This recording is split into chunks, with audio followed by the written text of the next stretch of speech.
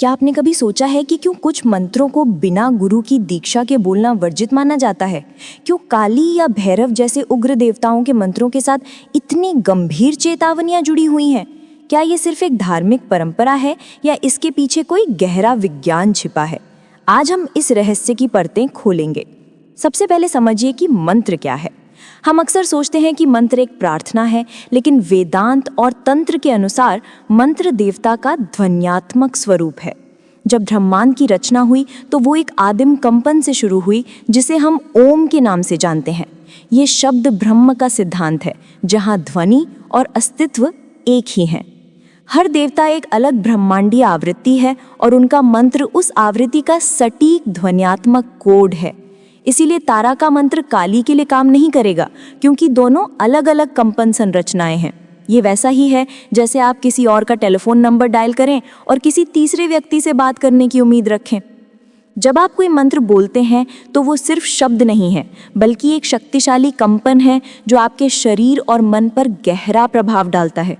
जब आप ओम का उच्चारण करते हैं तो अ की ध्वनि आपके पेट में कंपन करती है, ऊ की ध्वनि गले में और म की ध्वनि मस्तिष्क में।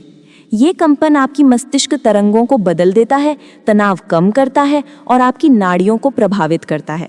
ये एक वैज्ञानिक प्रक्रिया है जो हजारों साल पहले ऋषियों ने अपनी गहरी साधना में खोजी थी। हर मंत्र में एक ऋषि होता है जिसने सबसे पहले उसे अनुभव किया, एक देवता जो उसकी चेतना है, एक बीज अक्षर जो उसकी मूल ऊर्जा है और एक छंद जो उसकी लय है। ये कोई साधारण प्रार्थना नहीं, बल्कि चेतना को बदलने की एक तकनीक है।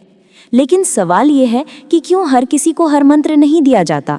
यहाँ अधिकार भेद का सिद्धांत काम करता है। ये किसी भेदभाव का नहीं, बल्कि आध्यात्मिक तैयारी का मामला है। जैसे आप किसी छात्र को बिना बुनियादी गणित सिखाए सीधे उन्नत कैलकुलस नहीं पढ़ा सकते, वैसे ही हर साधक हर मंत्र के लिए तैयार नहीं होता। हमारे शरीर में सूक्ष्म ऊर्जा चैनल होते हैं जिन्हें नाड़ियाँ कहते हैं। इड़ा, पिंगला और सुषुम्ना जैसी ये नाड़ियाँ हमारे नकारात्मक विचारों, भावनाओं और पुराने कर्मों से अवरुद्ध हो सकती हैं। अगर ये प्रणाली शुद्ध नहीं है और आप एक शक्तिशाली मंत्र का जाप करते हैं तो ये वैसा ही है जैसे पुराने कमज़ोर तारों में भारी करंट छोड़ दिया जाए। नतीजा शॉर्ट सर्किट।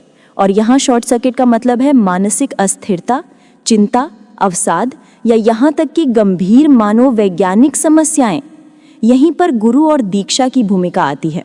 दीक्षा केवल एक अनुष्ठान नहीं है, बल्कि ये एक ऊर्जावान हस्तांतरण है जिसे शक्तिपात कहते हैं।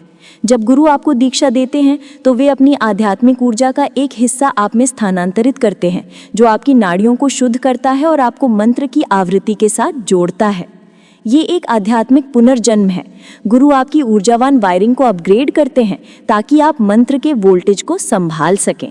इसके बिना मंत्र सिर्फ निष्क्रिय अक्षरों का समूह रह जाता है। गुरु ये भी तय करते हैं कि कौन सा मंत्र आपके लिए सही है, आपकी प्रगति की निगरानी करते हैं और अगर कुछ गलत होता है तो हस्तक्षेप करते हैं। वे आपके लिए एक सुरक्षा कवच हैं। अब सबसे महत्वपूर्ण बात, सौम्य और उग्र देवताओं का अंतर। लक्ष्मी, सरस्वती जैसे सौम्य देवता सत्व गुण से जुड़े हैं, जो पोषण, शांति और ज्ञान देते हैं। उनकी साधना एक कोमल क्रमिक प्रक्रिया है। लेकिन काली, भैरव, छिन्नमस्ता जैसे उग्र देवता रजस और तमस गुणों से जुड़े हैं।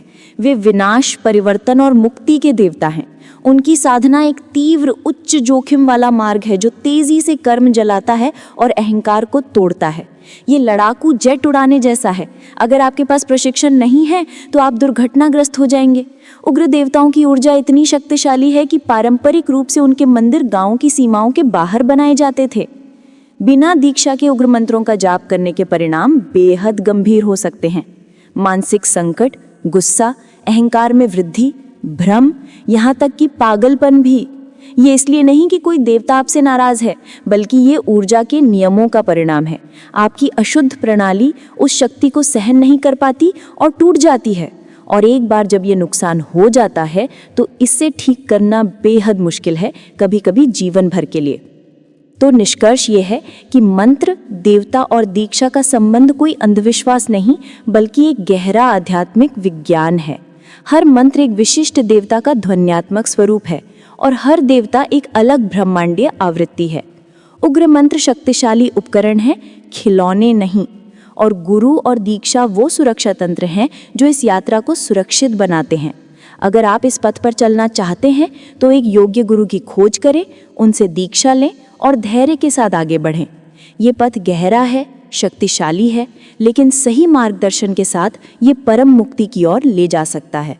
अगर आपको ये जानकारी पसंद आई तो वीडियो को लाइक करें, शेयर करें और चैनल को सब्सक्राइब करना ना भूलें। धन्यवाद।